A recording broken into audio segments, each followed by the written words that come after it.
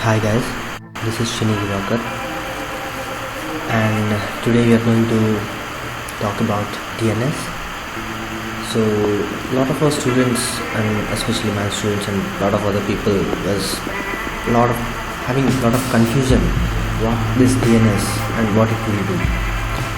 Actually there are a lot more complicated things are available in DNS, but whereas today I'm going to tell you what actually the DNS do in the real time, how it will help us and what is the real need of the particular software we are going to see in this presentation.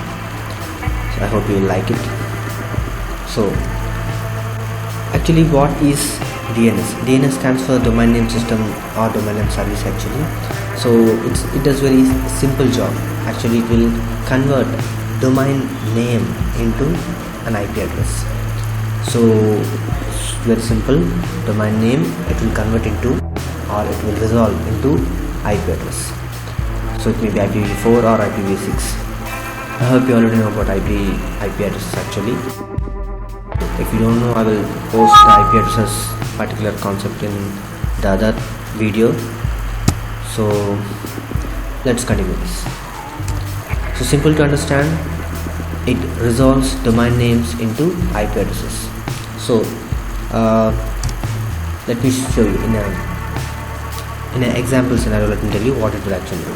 So this particular thing is our computer, and this particular thing is, you can take any example like Google, Facebook or something else actually.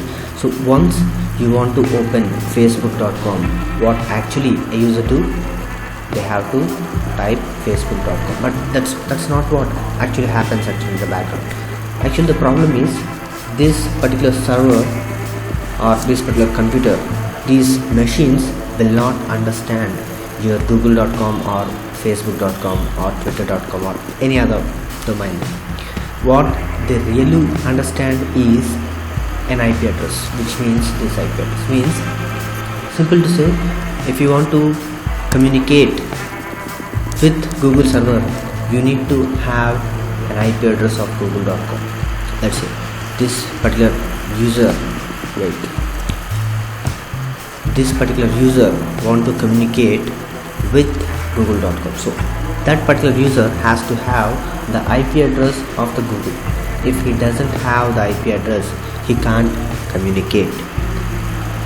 So in this scenario you can communicate because you know the IP address is 122.125.150.77. If you know that, you can communicate. If you are not, you can't communicate.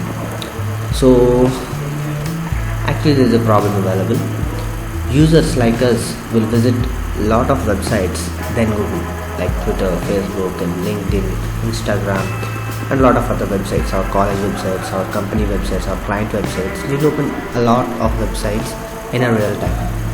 So actually we have to remember all the IP addresses. It's somewhat difficult for me. I don't know about you. Actually for a normal people, remembering these many IP addresses is a very difficult job.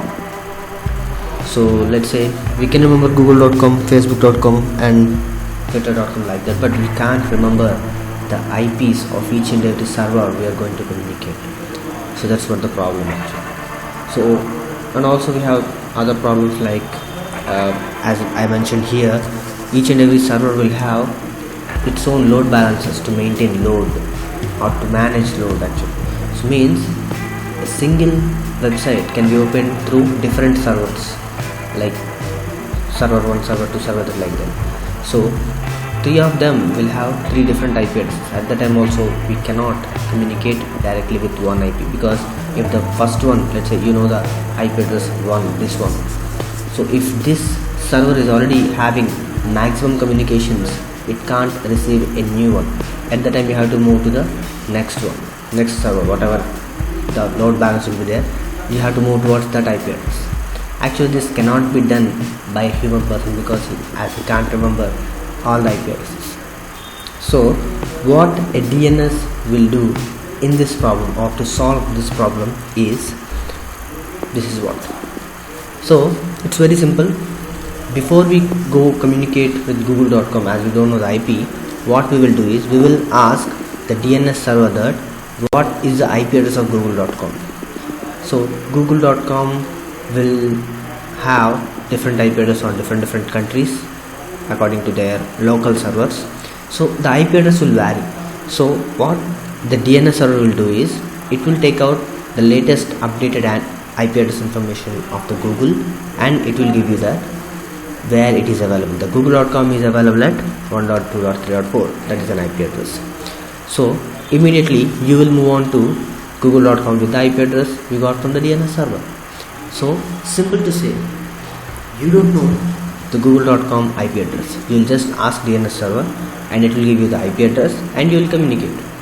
So if you don't have the DNS server, you directly have to open the google.com. That's a big problem, as I already told you what are the problems available actually. So even if you forgot the IP address, no problem, just remember the google.com, you ask it, DNS will reply, and you can easily ask the google.com that with the IP address. As the machine understands IP address, it will reply you with the hello. So this is what a basic DNS function. Again I am repeating, DNS will help you to resolve the domain names into IP addresses. Simply to say, you give a domain name, DNS server will give you that IP address of the particular website so that you can communicate easily from anywhere. So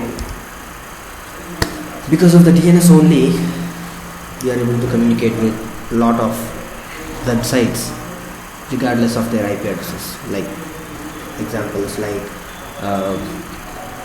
google.com or alphabet.com or any other website like youtube.com, anything. Actually you have to remember the particular IP. Because of the DNS, no need of that IP address, you just use the domain name and you can get the IP.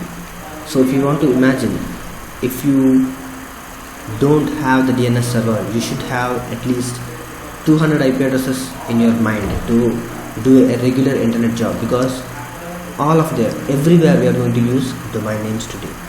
But it's already interlinked with all the IP address and domain names, so it's perfectly running now.